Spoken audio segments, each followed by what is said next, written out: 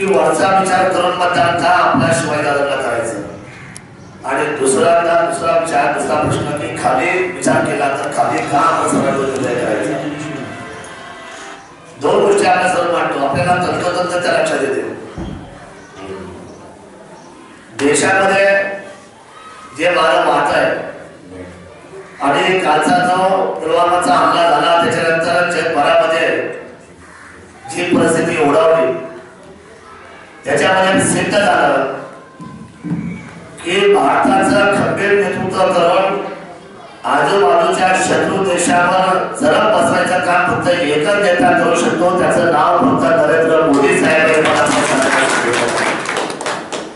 मला सांगा तुम्ही जिथं देशाच्या अंतर्गत व्यवस्थेचा विचार आपल्या मनामध्ये आहे जेवढा विकास काम डेव्हलपमेंट आपल्या मनामध्ये आहे तिथं पाहिजेच पण त्यापेक्षा जास्त आपला काळजी कशाची आहे भारत देशाच्या सीमेची आहे भारत देशाची आहे.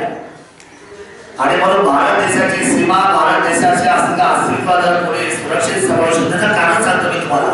उलट अर्थी आपण जर बारकाईने विचार केला तर 1993 ला मुंबईमध्ये रेल्वेमध्ये आणि अनेक 12 ठिकाणी बॉम्बचे स्फोट झाले बॉम्ब हल्ले झाले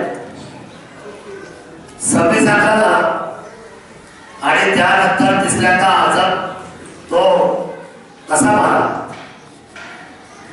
या तीनही हल्ल्याला वरती सरकार होतं काँग्रेस राष्ट्रवादीचं पण या तीनही हल्ल्याला या लोकांनी कधीच उत्तर केलं नाही प्रत्युत्तर केलं नाही आपली माणसं गेली.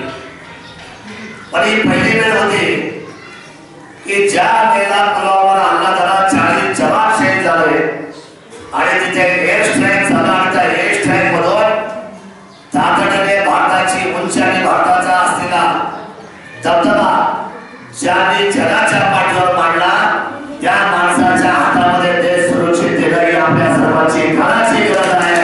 आणि म्हणून ते आपल्याला पहिल्या वाक्यामध्ये सांगितलं की कशासाठी आपल्याला मतदान द्यायचं आहे तर पहिल्या देशासाठी आणि दुसरा मतदान आपण खाली विचार करतोय. मला सांगा तुम्ही या जुन्नर तालुक्यामध्ये गेले 40 वर्ष ज्यांनी नेतृत्व केले तो बेनके परिवार त्या बेनके परिवाराला तुम्ही निवडणूक सोडून तरी तुमच्यामध्ये पाहिले का तर सांगा. निवडणूक सोडला 5 वर्ष झाले त्या बेनके आले 5 वर्ष गेले त्या बेनके बंगल्यात सोडून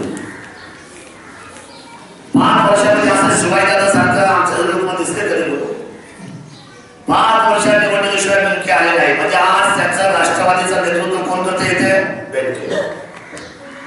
आता त्याचे थोडं मोड चाललंय तिकडे कुणाला गेले तिकडे मिळाली आपण बोलले नाही तुम्हाला तुम्ही कधी पाहिजे तुमच्यामध्ये अहो पाहिजे का मला साहेब हो करायचं सांगा ना थोडं करायचं पडा हा असं मोठ्या आवडत मी कसं आवाजात बोलतोय तर आम्हाला चिंता आपली आहे.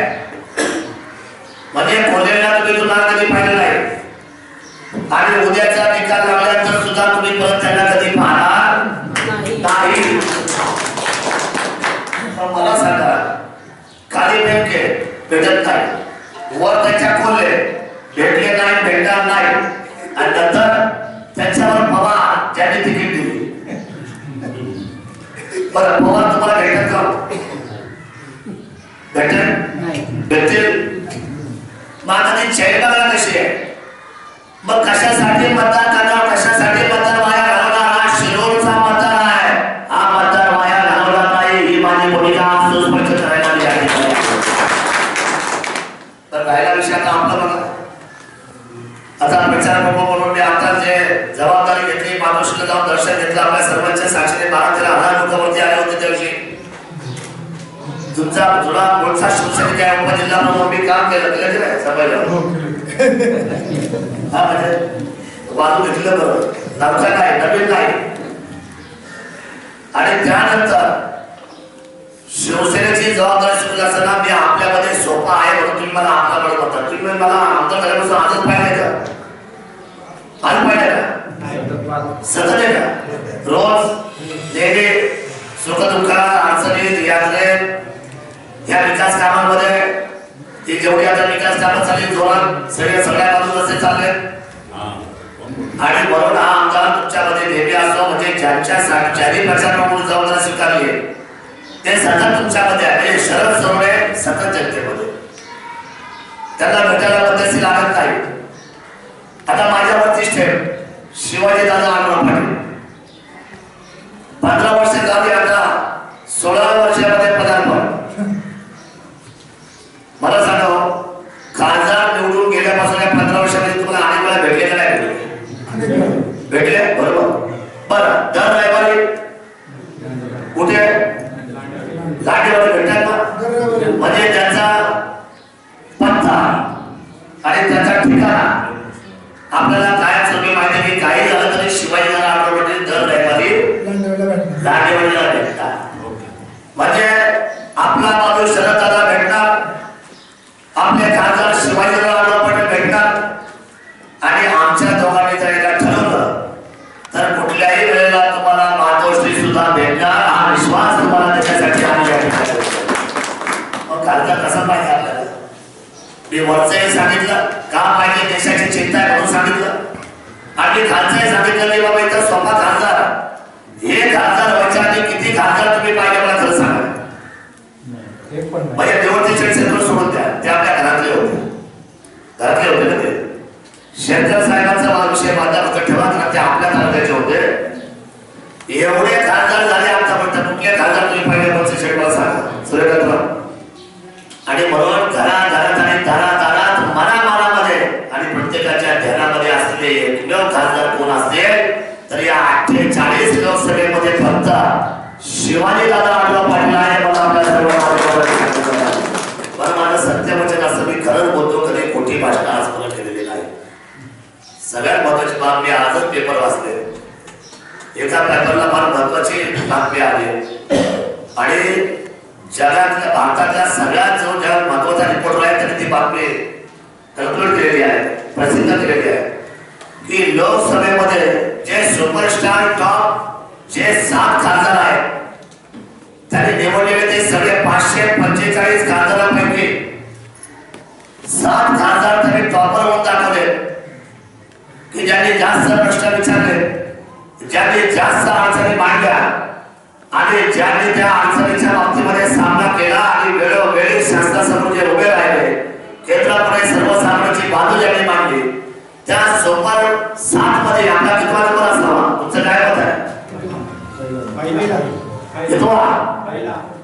पहिला नंबर जर माझ्या शिवाजी आढळराव पाटील असेल तर गावच्या उमेदवारांनी आम्हाला आव्हान देण्याचं काही कारण नाही.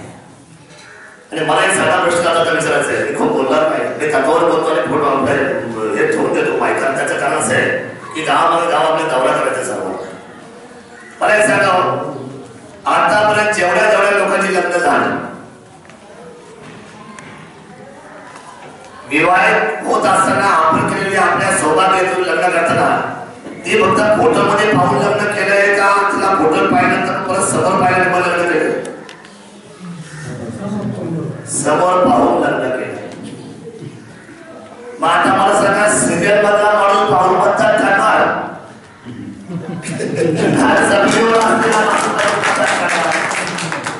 मला साधं माझे उदाहरण मला साधी आणि गावठी गावणार साध्या पद्धतीची जी तुमच्या लक्षात येईल जे मला कळतील तर मला कळलेला व्यक्तिमत्व असा आहे, साधं आहे, निगर्भ आहे, आपलं आहे, आपल्यातलं आपल्या मातीतलं आहे.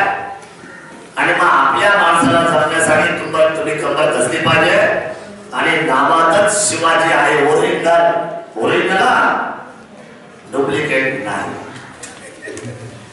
आणि ज्याचा मर्तबा आढळराव या नावाने, ज्याच्या आढळराव या नावाला शिवकालीन असलेल्या राज्य दरबारामध्ये त्यांना त्या ठिकाणचा मर्तबा आढळराव पाटलाचा मर्तबा तेव्हापासून आहे. ज्या मोठमोठ्या दहावीतरी दिला, ज्या सदनाचं ज्या कौतुक शिवरायांच्या काळामध्ये झालं, म्हणजे भोसले कुटुंबामध्ये जे माणसं होते, कंक असतील, माणसुरे असतील, पालकर असतील, त्या असलेल्या पिढीच्या श्रीरामचं नावामध्ये प्रमुख नाव आढळराव पाटलांचं सुद्धा आहे. हे इतिहास साक्षीला आहे, मला आपल्या सर्वांना सांगितलं पाहिजे. आता मी वाचताना तुम्हाला सांगतो, तुम्ही वाचून घ्या. त्यावेळी आपल्या सर्वांना माझी विनंती आहे की आपल्याला स्वप्नातला खासदार नको, आपल्याला